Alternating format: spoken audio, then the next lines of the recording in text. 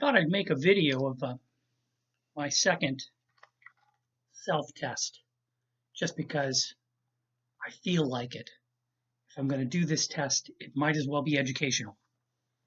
So I have the directions, which I've read for a second or third time. I don't know. Just thought I'd read it again in case I missed something, because I have a tendency to sometimes overlook things. But in any case, I read it, washed my hands before beginning, which is part of it. Read the instructions, which is step number 2. Then it gets really interesting. Have to remove the little test thingy from the package. Ooh, and as you can see, nothing is there. When I put that down over here, that I don't need to do. That's a mistake. That has the receptacle in it.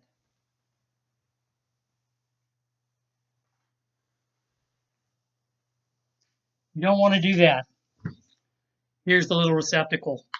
The next step is to remove the foil from the top. This has the reagent in it. There it goes. It's coming off. No turning back now. And I put it in a hole that's in the top of the box. If you have 25 or more, you get a little stand with all the little holes in it. But when you get the one test kit, there's a hole in the box. And at first I thought there was a stand that came with it with the first test. And I was freaked out that there was no stand. But there's a hole in the box that you just punch and put the thing in there, see? So it sits like this. Pretty cool, huh? All right, they think of everything. Then there's this little swab thing. They tell you remove it from the stick end.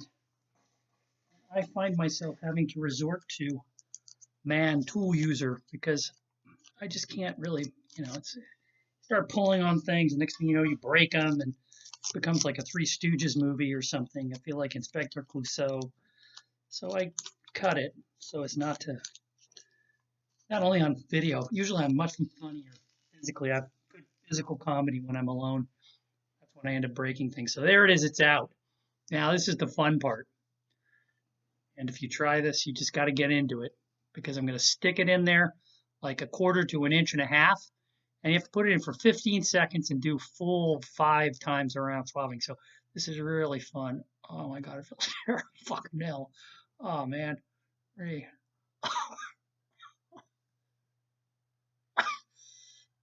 It's the 15-second part that really bugs me, because 15 seconds is longer than you might think. Here I've got at least the thing on the bottom of the video showing me I'm doing it. Definitely 15 seconds. Now you got to go in the other nostril.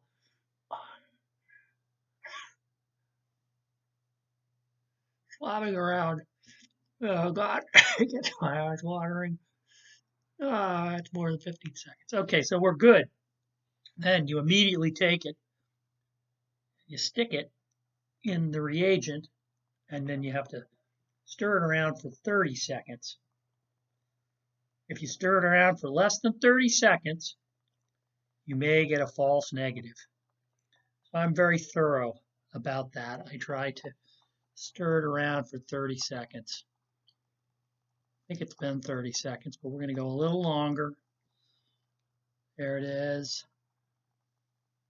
4 minutes even. All right, that's good. Then what's interesting, you got to pull it out, and you've got to squeeze it and then twirl the thing 5 times. Squeezing it, you're just wringing that little swab out. If you do it less than 5 times, it may result in a false negative. Then you do that, and then as I extract it also, you squeeze it in the tube. You really want to get every little bit out of there. There it is. It's getting it out of there. Go, get it out. All right, I'm confident now. I didn't do it that thoroughly last time, so I'm confident now that that's good, and you're supposed to throw that out, which I'll do in a minute. And you close this bad boy up. See, this is what I'm telling you. It's like I feel like I'm doing physical comedy now, because I didn't have that much trouble closing it up the first time there. It just fought me every step of the way. And then you shake it around a little bit. Now this is the fun part. Then you dip it, you put it in the sample thing. It's got to be at least 4 drops, or you might spend a night in the box or get a false negative. So that's 1, 2, 3, 4, and I do the extra 5 and even 6 just for fun. Why not? I've got 7. I'm going to do 8. Just going to give it all, put it all in there. And then you're supposed to let it sit for 15 minutes. You don't want to look at it before 15 minutes is gone.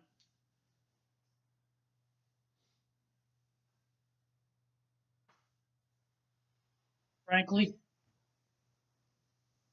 I don't want to look at it because, who knows what it's going to do. We're going to pause this and come back in about 10 minutes.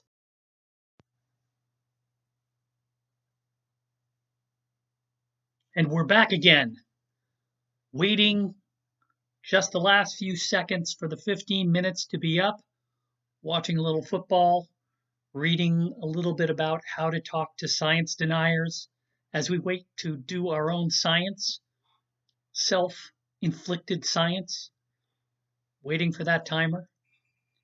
There it is.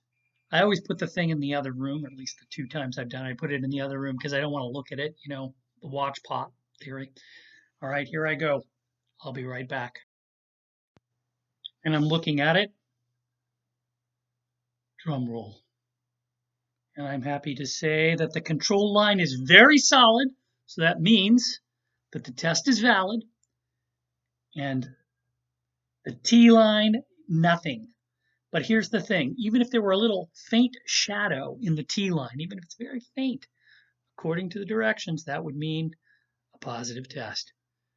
But since I'm asymptomatic and I've had 2 positive tests done, well, roughly 48 to 60 hours after each other, both roughly within 4 to 6 days of the exposure, I'm pretty confident that I am, in fact, COVID negative. Take that, Omicron variant. So